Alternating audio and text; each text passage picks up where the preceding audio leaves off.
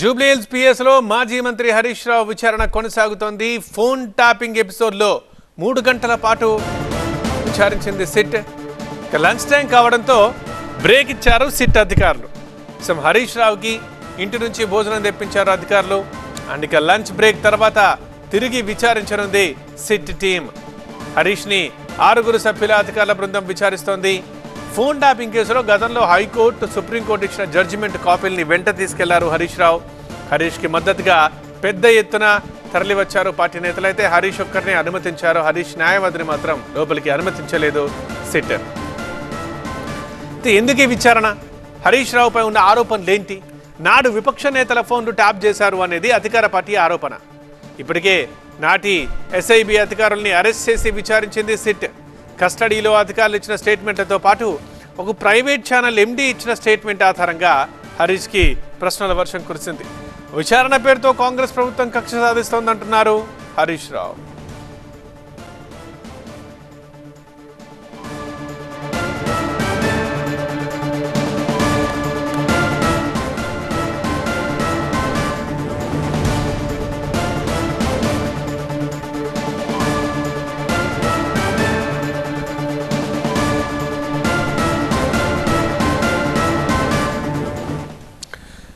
Jubilee Hills police station దగ్గర మా principal correspondent Praneetha ఉన్నారు. లైవ్ లో మాట్లాడదాం. ప్రణీత, ఇప్పటిదాకా సాగిన విచారణ ఎలా సాగింది, మళ్ళీ ఎప్పుడు?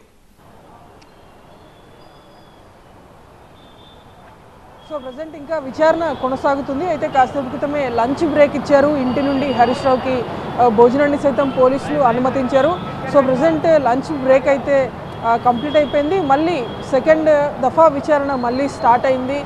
జూబ్లీహిల్స్ ఏసీపీగా ఉన్నటువంటి వెంకటగిరి ఆధ్వర్యంలోనే విచారణ అంతా కూడా కొనసాగుతుంది. అయితే 2023 ఎన్నికల సందర్భంగా ఒక ప్రత్యేక కార్యాలయాన్ని ఏర్పాటు చేసినట్టు సిట్ అధికారుల దగ్గర కొన్ని ఆధారాలు ఉన్నాయి. అండ్ గతంలో ఒక ఛానల్ ఎండీ ఇచ్చినటువంటి స్టేట్మెంట్ ఆధారంగా కూడా హరీష్ విచారణని చేస్తున్నారు అధికారులు. సో ఆయన ఇచ్చినటువంటి స్టేట్మెంట్ని దానికి హరీష్ రావు చెప్పేటువంటి ఆన్సర్స్ని కూడా ప్రజెంట్ అధికారులు టాలీ చేస్తున్నారు. సో రెండింటికి సంబంధించినటువంటి ఇన్ఫర్మేషన్ని గ్యాదర్ చేసి ఈరోజు ఈవినింగ్ వరకు విచారించిన తర్వాత మరోసారి నోటీస్ వచ్చి మళ్ళీ ఏమైనా విచారణకి పిలుస్తారా హరీష్ రావు అనేటువంటిది కూడా చూడాల్సింది. సో ఈరోజు అటువంటి విచారణ అంతా కూడా గతంలో 2023 అసెంబ్లీ ఎన్నికల సందర్భంగా ఏదైతే ఒక ప్రైవేట్ కార్యాలయాన్ని ఏర్పాటు చేసి అక్కడ కొన్ని నంబర్స్ని ప్రత్యేకంగా ట్యాప్ చేసినట్టు తెలుస్తుంది. అయితే దాంతో హరీష్ రావుకి ఉన్నటువంటి లింక్ ఏంటి అనేటువంటిది ఇప్పుడు అధికారులు ఎస్టాబ్లిష్ చేస్తున్నారు. గతంలో ఆ ఛానల్ ఎండీ ఇచ్చినటువంటి స్టేట్మెంట్లో కొన్ని నంబర్స్ని హరీష్ రావు పంపాడు అని చెప్పడం. సో హరీష్ రావు నంబర్స్ నుండి కూడా ఆ ఛానల్ ఎండీకి వాట్సాప్ కాన్వర్జేషన్స్లో ఆ నంబర్స్ వెళ్ళాయా లేదా, ఒకవేళ వెళ్ళి ఉంటే ఎందుకు ఈ నంబర్స్ని పంపించాల్సి వచ్చింది అనేటువంటి స్టేట్మెంట్ని కూడా హరీష్ రావు నుండి తీసుకుపోతున్నారు. అండ్ సేమ్ టైం ఈరోజు హరీష్ రావు జూబ్లీహిల్స్ పిఎస్కి వచ్చినటువంటి టైంలో గతంలో ఏదైతే చక్రధర్ గౌడ్ ఇచ్చినటువంటి కంప్లైంట్ ఏదైతే ఉందో ఆ కేసుని అటు హైకోర్టు అండ్ సుప్రీంకోర్టు రెండు కూడా క్వాష్ చేసేటువంటి జడ్జిమెంట్ కాపీస్ని కూడా హరీష్ రావు తీసుకొచ్చి వెళ్ళారు.